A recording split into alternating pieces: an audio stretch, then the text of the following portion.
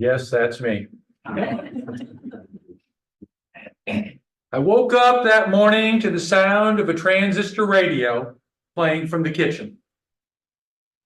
Breakfasts in my house in those days were quiet times. Well, quiet in the sense that we didn't play radios or TVs, so hearing news coming from that tiny, tinny sounding speaker was unusual. I got myself up and dressed, all while listening to the news from the other room. I walked into the kitchen. My mother was making breakfast. I don't remember what it was she was cooking, but I greeted her with saying, "Good morning. Kennedy died?" Mom looked at me accusingly and asked, "Did you have your radio on this morning?" Playing my radio in my room was strictly forbidden except for bedtime. "No, I heard it there," pointing to the small radio on the kitchen table. Not much more was said.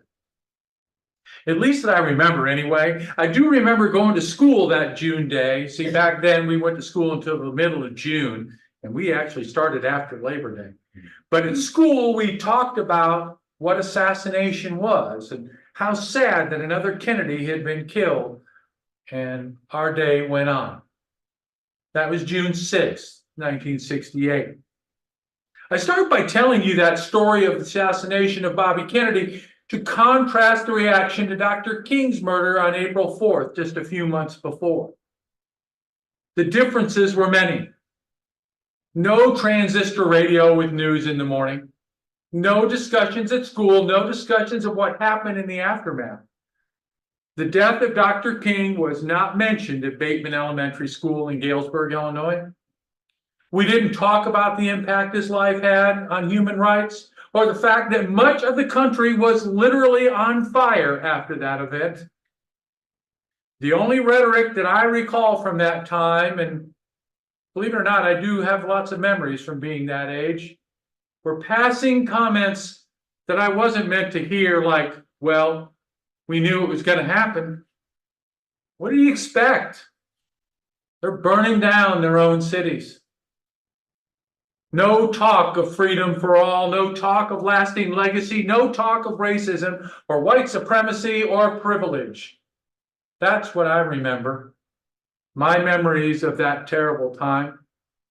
Our memories are what we have to tell the story of humanity, of our amazing adventures and our misfortunes, of those things that we can be proud of, and those things for which we can hope the memory of will stop us from doing it again and again and again. We have watched over the past couple of years people trying to rewrite the history of what happened on January 6th. Rewrite who was responsible for the tragedies of 9/11, even those who will want to rewrite what happened to the Jews in Germany before and during the Second World War. The good news is we have evidence of those events, actual evidence of what happened, evidence of the truth that all we should have to do is show it to the world and they will say, yes, yes, it happened. It happened that way and we see it now. We believe that is true. But that isn't what is happening. People will dismiss the evidence, talk about propaganda and how the media is slanting the truth to fit their needs. So it is up to us who lived through it to tell what actually happened. But as we are seeing with many, with the loss of Holocaust survivors, and I've known several, those who lived the truth, those who can share the truth are not going to be there to defend the truth, and we will be left at the mercy of those who control the flow of information to make sure the truth is still available. The truth, my friends, is what we are told and who we believe. I met Lester Maddox at a Christmas party at a fraternal organization that we both belonged to. I frankly didn't know he was a member when I joined. I even have a picture of him having a conversation with my then 5-year-old son. I tried to find it, but I think I sent it with him when he moved to Hawaii. I didn't know much about Lester Maddox, or Governor as everyone called him, But to hear it from members of the group, he was a completely misjudged man, a kind man who cared for children and those who didn't have a voice. But I think we need to look back, because the truth is what we are told and who we believe. I was told by men who I have and had great admiration for that he wasn't a racist, just a segregationist, if that is somehow better. He should be applauded because he integrated the state police and believed the state belonged to everyone. But the restaurant was his, and the axe handle incident was needed because his black employees were against segregation, and there was a throng of agitators trying to invade, and those are the words he used, invade his restaurant. Fact was, there were 3 seminary students who were trying to sit at the lunch counter at the picnic.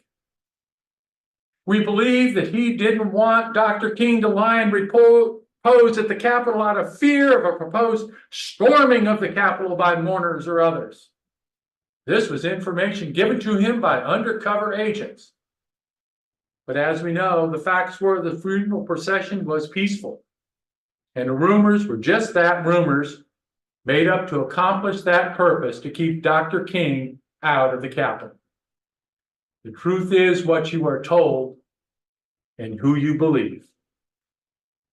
Every day that goes by, there are fewer and fewer of us that remember 1968. Dr. King and the things that really happened. We recently lost John Lewis. Ambassador Andrew Young is 92 and Jesse Jackson is 82 and declining health. And one of my dear friends, a person I call friend, Rev. John Reynolds of Seabrook Island, South Carolina, who joined the movement at age 18 in 1965, and I really am trying to hope you all get to meet him someday, is nearly 80 years old. And our own Leon Spendle, he's right there. What will happen when they are gone? Who will tell us about those awful times in 1968? Who will be there to set the record straight when those who want the world to forget spread their lies? Before too long, those who know the truth will be gone. Those of us who have had the experiences will be gone, and city upon city, state upon state are doing everything they can to make sure the stories are never told. They are banning books and forbidding the teaching of truth in schools. The truth about race, the truth about gender, the truth about religion. They are doing their best to remove the truth, so it is up to us to make sure the truth is told. We need to tell the truth about the big stories, stories about Tulsa, Dr. King and Rosa Parks, the Watts riots, and the big truths about George Floyd and Ahmaud Arbery. We've got to tell those truths. We need to tell the small stories, the truth about Lester Maddox, the truth about white supremacy culture, and most of all, we need to tell our stories, our small stories, because when they are gone, we need to make sure those stories don't die with us. Small stories, like the one Jane shared with us about signing a petition as a school-age child in support of segregated schools when she was young. And then listen to how her heart has changed. That story she told changed me. I will never forget it, and I will share it. So today, I'm going to share 2 small stories with you. Not because I'm standing here and have the pulpit, because I want you to know them. And I want to share them so that when I'm gone, the stories can carry on. The first one happened when I was in 2nd grade. It was the same year of Dr. King's assassination. There was a new boy in school who moved in during the school year. I remember him because his name was Randy, like mine. There weren't many Randys, so we hit it off. And one day, it was a chilly day, much like today. Of course, in the Midwest, a day like today would be considered warm in the winter. I was coming back to school from lunch. At that time, you had to go home for lunch unless both your parents worked. So I got back to school, and as was our practice, we hung out on the playground until the bell rang. And I met up with my friend, Katrina Kelly. We had gone to school together since kindergarten, and we even went to church together. We went to birthday parties. We did all the things together. She was playing hopscotch, and I joined in. Yes, we actually played hopscotch back in those days. Soon, the new boy, my new friend Randy, came onto the playground, and he asked me to go play on the monkey bars. Well, I was already playing hopscotch with Katrina, so I invited him to join. He said no and followed it with, "I ain't playing with no." And the word he used, I will leave you to fill in. Katrina cried. Our teacher, Miss McMasters, who couldn't have been 5 feet tall and was 100 years old, as I remember correctly, she overheard the conversation, grabbed the other Randy by his arm and dragged him into the principal's office. I don't think his feet ever touched the ground. And in those days, we had corporal punishment in schools. And again, I will leave what happened to Randy to your imagination. Needless to say, he returned to the classroom crying, and interestingly enough, he and his family moved away shortly thereafter. When I returned home that afternoon of the incident, I asked my mother what that word meant. My mother cried. She said she had hoped that maybe I would grow up having never hearing that word spoken. She explained it to me, and I struggled to understand why someone would call our friend something like that. But the story has stuck with me. It was one of the incidents of seeing racism alive in my life. And I share it with you so the story is never forgotten. The other issue actually occurred a couple years before that. The actual year it happened, and some of the details my mom and I have gone through, but we're not sure exactly the details, but here's the story. We got on the train to go visit my grandparents in Michigan. In those days, there was no Amtrak. We took the Rock Island line from the Quad Cities in Illinois, changed stations, and then took the Penn Central from Chicago to Battle Creek. When we got on in Rock Island, we sat near a woman who had 3 children with her, 2 boys my age, and a baby girl, very small. I was there, and my sister was there as well. She was maybe 1 or 2 years old. But we all ended up sitting together as the boys and I began to play while we traveled to Chicago. We discovered as we were traveling toward Chicago that they were going to Detroit, and we would in fact be on the same train between Chicago and Michigan. So after leaving the old LaSalle Street station in Chicago, we shared a cab. No seatbelts in those days. You just crammed as many people in as you could. And we went a few blocks to Union Station. At one point, and this memory is as clear to me in my head as if it were yesterday, I needed to use the bathroom. I remember the bathrooms as there was one of those pay scales right outside of it, and some other sort of arcade thing. I think it was one of those punching bags where you put the quarter in and see how strong you were. Anyway, I needed to go to the bathroom, and as it usually happens, the other 2 boys suddenly said they needed to go to the bathroom too. So their mother offered to take all the boys to the bathroom, and my mother held the baby. Many years later, I would learn of the looks my mother got while holding that baby.